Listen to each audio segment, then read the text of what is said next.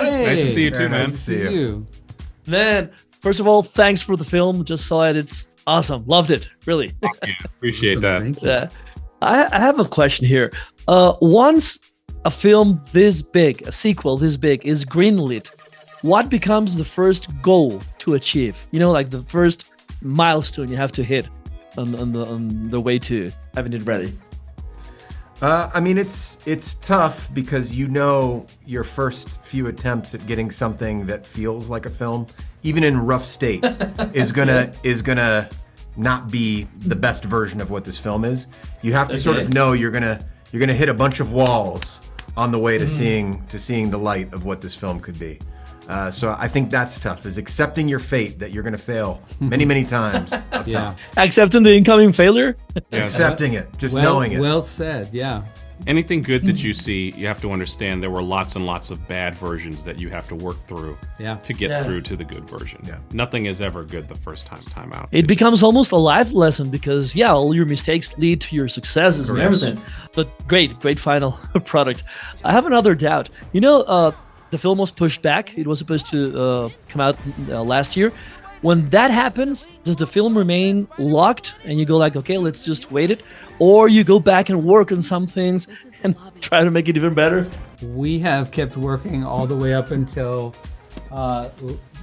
Saturday. You're still working. We just finished it, yes. We just finished it. And honestly, the film is so big in scope. And it wasn't that we just kept finding new ways to improve it and create the biggest, best, most emotionally driven, most incredibly satisfying movie. We kept finding the opportunities and we kept going, wait, we can make that better. Wait, we can make that better. And new ideas were coming from everybody on our crew. And I think we used every second we possibly could to make this the best movie and something that we hope audiences love. I once read a very interesting essay about the artist has to know when to let the work go, who's in charge of letting it go?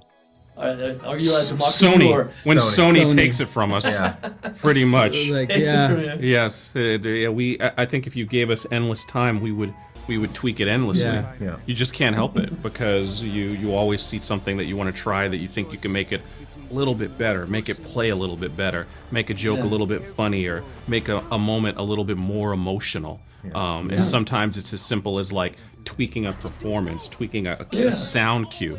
But that's what deadlines are for, Like it's like the beauty and the suffering of the artists all in one. Yep. That's right. The film has an incredible rhythm. The comedy beat of it, it's flawless. It's incredible. Grades are pretty good. A in AP Physics. That's my little man. And a B in Spanish. What? Ooh, okay. Miles. Are you trying? Mira. Mami, eso no es my fault. ¿Qué es eso que esto no es my fault? Tú estás tomando una clase en Spanglish. I just missed a few classes. And I was wondering, I know how you can do it with actors, live actors, but when everything is voiced over and it's animation, how do you work it to make it so? Because it's, the comedic beat, it's incredible. It's an iterative process, right? Mm-hmm. Like, so animation is unlike live action in that you get multiple attempts to try something over and over and over again. We have animators that can capture the emotionality of a performance. And sometimes it can work the other way where we capture the performance and then that's played back for the actors when they're in the booth later on in the process, and then they can build upon that. So the stream doesn't always go one direction, Sometimes it can go back and inform itself. We've gotten pretty philosophical here, but I loved it. I love it. Thank you. A film this big, there's a lot of things that could go against its artistry, from marketing, execs, whatever, because it's a huge film. But the film oozes music, art, pop culture.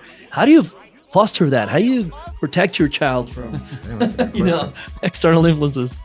Collectively. I think it helps that this is a group of filmmakers and artists who kind of all philosophically are in the same place in terms of protecting the artistry and the originality of what we're doing above all else. I think that if you ask anyone in this group to just do what was very successful in the first movie, just repeat that, but make it a little bit bigger, none of this group would have wanted to do it. the whole goal was to try to do something interesting, try to do something unique, and to really push ourselves as artists. And when you have a whole collective that has that mindset, that's how you do it collectively. You get a bunch of jazz musicians together, you make jazz. Yeah. That's right. That's right. Something that I was asking around on my other interviews was that the film really feels global now. You know, you feel that everyone and anyone can be a hero, can be Spider-Man, Spider-Person. How did you do it? I mean, did you have like your special checklist of things you wanted to? No, it wasn't it wasn't a checklist Not at at all. all. But I mean, we've always said that anyone in the world watching this film should feel when they leave the theater that Spider-Man could be in their neighborhood. Yeah. If that neighborhood happens to be in Costa Rica or Colombia or Mumbai or Tokyo, you should walk out of the theater feeling like, man, what would the Spider-Man of my neighborhood be like? And Spider-Man could be in that neighborhood. And that's something unique to Spider-Verse. You know, Yes. I don't know any other superhero franchises that can create that situation. Well, they were promising me a howler monkey for Costa Rica. Oh, right. Just Yeah, you saw him, right? You saw the monkey, right? He just don't. Did you miss him? Guys, thank you very much for your time. I love talking to you. Oh, same As here, well. man. Be Awesome safe. questions. Thank you. Bye-bye.